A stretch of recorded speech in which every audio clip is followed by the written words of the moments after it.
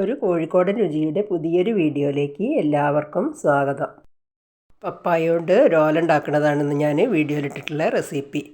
പല വിഭവങ്ങളും പപ്പായ വെച്ചുണ്ടാക്കിയിട്ടുണ്ട്. ഓല ഞാൻ ആദ്യമായിട്ടാണ് ഉണ്ടാക്കുന്നത്. ഈ ഓല വയ്ക്കാൻ വേണ്ടിയിട്ട് ഇത്രയും വലുപ്പത്തിലുള്ളൊരു കർമൂസ എടുത്തിട്ടുണ്ട്. അതിൻ്റെ പകുതിയാണ് എടുക്കുന്നത്. പിന്നെ അതിലേക്ക് ഒരു ഗ്ലാസ് വൻപയർ ഒരു 5-6 മണിക്കൂറൊന്ന് കുതിർത്താനും വെച്ചിട്ടുണ്ട്. ചെറിയൊരു കർമൂസ മരത്തുമ്മൽ ആദ്യമായിട്ട് ഉണ്ടായതാണ് അങ്ങനത്തെ നീളത്തിലുള്ളൊരു കർമൂസ. അപ്പം ഞാൻ വിചാരിച്ചു അതെടുത്തിട്ട് ഇനി ഒരു ഓലം വയ്ക്കാമെന്ന്. അപ്പോൾ അതിങ്ങനെ പകുതി മുറിച്ചെടുത്തിട്ടുണ്ട്. അത് കുരും തോലൊക്കെ കളഞ്ഞിട്ട് ഇതുപോലെയാണ് മുറിച്ചെടുത്തിട്ടുള്ളത്. ഇനി അത് ചെറിയ കഷ്ണങ്ങളാക്കിയിട്ട് അരിഞ്ഞെടുക്കണം. ഇനി ഈ വലിയ പീസുകളൊക്കെ ഒരു 3 പീസാക്കിയതിൻ്റെ ശേഷം ഇതുപോലെ നേർമയായിട്ടാണ് അരിഞ്ഞെടുക്കേണ്ടത്. കട്ടിംഗ് ബോർഡിൽ വെച്ചിട്ടാണ് ഞാനിതൊക്കെ മുറിച്ചെടുത്തിട്ടുള്ളത്. അപ്പോഴേക്കും പയറൊക്കെ നല്ലോണം കുതിർന്ന് വന്നിട്ടുണ്ടായിരുന്നു. അത് ഞാനൊരു കുക്കറിലേക്കാണ് ഇട്ടെടുത്തത്. കുക്കറിലാണ് ഞാൻ ഈ പയർ വേവിച്ചെടുക്കുന്നത്. ഇനി വേവാൻ ആവശ്യത്തിനുള്ള കുറച്ച് വെള്ളം ഒഴിച്ചു കൊടുക്കുക. എന്നിട്ട് മൂടിയിട്ടിട്ട് അടുപ്പത്ത് വയ്ക്കുക. 3 വിസിൽ വന്നതിന് ശേഷം പ്രഷർ മുഴുവൻ പോയതിന് ശേഷമാണ് കുക്കർ തുറക്കാൻ പറ്റുള്ളൂ. ഇനി ഈ പപ്പായ ഇട്ട് കൊടുക്കുന്ന സമയത്ത് 3 പച്ചമുളകും കുറച്ച് കറിവേപ്പിലയും അതിൻ്റെ കൂടെ ഇട്ട് കൊടുക്കണം.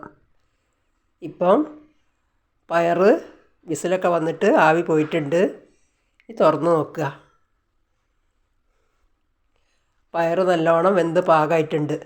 ആ 3 വിസിൽ വന്നിട്ട് പ്രഷറൊക്കെ പോയതിൻ്റെ ശേഷമാണ് തുറന്നത്. ആവിയിൽ കിടന്നിട്ട് നല്ലോണം ഒന്ന് വെന്ത് യോജിപ്പാവണം. അപ്പം നല്ലോണം വെന്ത് പാകമായിട്ടുണ്ട്. ഇനി ഇതിലേക്ക് നേർമേല അരിഞ്ഞു വെച്ച ആ പപ്പായ ഇട്ട് കൊടുക്കുക. ഒരു 1/2 ടീസ്പൂണ് ഉപ്പിട്ട് കൊടുക്കുന്നുണ്ട്. 3 പച്ചമുളക് അരിഞ്ഞതുണ്ടല്ലോ അതും അതിലിട്ട് കൊടുക്കുക. കുറച്ച് കറിവേപ്പില ഇട്ട് കൊടുക്കുക. 1/2 ഗ്ലാസ് വെള്ളം ഞാൻ ഇതിൽ ഒഴിച്ചെടുത്തിട്ടുണ്ടായിരുന്നു. അത് വീഡിയോയിൽ പിടിക്കാൻ വിട്ടതാണ്. പയറിൽ തീരെ വെള്ളമില്ല അതിനല്ലോ. എന്നിട്ട് മൂടിയിട്ടിട്ട് ഒരു വിസിൽ കയറ്റിയെടുക്കുക. പ്രഷർ മുഴുവൻ പോകാൻ നിൽക്കരുത്. പോകുമ്പോഴത്തേക്കും കഷ്ണാധികം വെന്ത് ഉടഞ്ഞു പോകും. ഒരു വിസിൽ വന്നിട്ട് കുക്കറൊക്കെ ആവി പോയിട്ടുണ്ട്. തുറന്ന് നോക്കുക. പപ്പായയും പയറൊക്കെ നല്ലോണം വെന്ത് സെറ്റായിട്ട് വന്നിട്ടുണ്ട്. ഇനി ഒന്നിങ്ങനെ ഇളക്കി കൊടുക്കുക. ഇനി ഇതിലേക്ക് 1 കപ്പ് തേങ്ങാപ്പാൽ ചേർത്ത് കൊടുക്കുന്നുണ്ട്. ഒരു മുറി തേങ്ങ മിക്സീൻ്റെ ജാറിലിട്ടിട്ട് അടിച്ചിട്ട് ഞാൻ അരിച്ചെടുത്തതാണിത്. അത് ഒഴിച്ചു കൊടുക്കുക. കുറച്ച് കറിവേപ്പില ഇട്ട് കൊടുക്കുക. എന്നിട്ട് ഇതൊക്കെ കൂടി നല്ലോണം ഒന്ന് ഇളക്കി യോജിപ്പിക്കുക.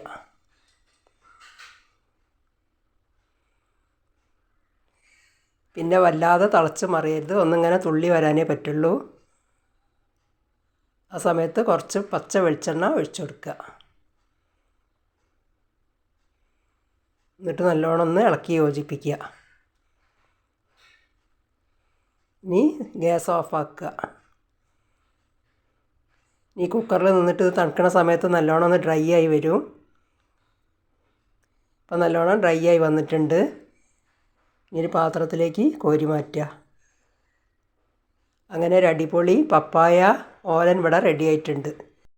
ചോറിൻ്റെ കൂടെയും കഞ്ഞീൻ്റെ കൂടെയൊക്കെ കഴിക്കാൻ പറ്റിയ നല്ലൊരു ടേസ്റ്റി ആയിട്ടുള്ള ഓലനാണ് ഇട്ടത്. ഹെൽത്തിയുമാണ്, ടേസ്റ്റിയുമാണ്. അതുകൊണ്ട് ഇനി പപ്പായ കിട്ടുന്ന സമയത്ത് ഇതുപോലൊരു ഓല എല്ലാവരും ഒന്ന് വെച്ച് നോക്കൊണ്ടു. സൂപ്പർ ടേസ്റ്റാണ് കേട്ടോ. പിന്നെ ഇതുപോലെ തന്നെ ഉണ്ടാക്കാൻ തോന്നും. ഇനി ഈ വീഡിയോ ഇഷ്ടപ്പെടുകയാണെങ്കിൽ ലൈക്ക്, ഷെയർ, സബ്സ്ക്രൈബ് ഒന്നും ചെയ്യാൻ മറന്നു പോകരുത്. കമൻറ്റും എഴുതി അറിയിക്കണേ.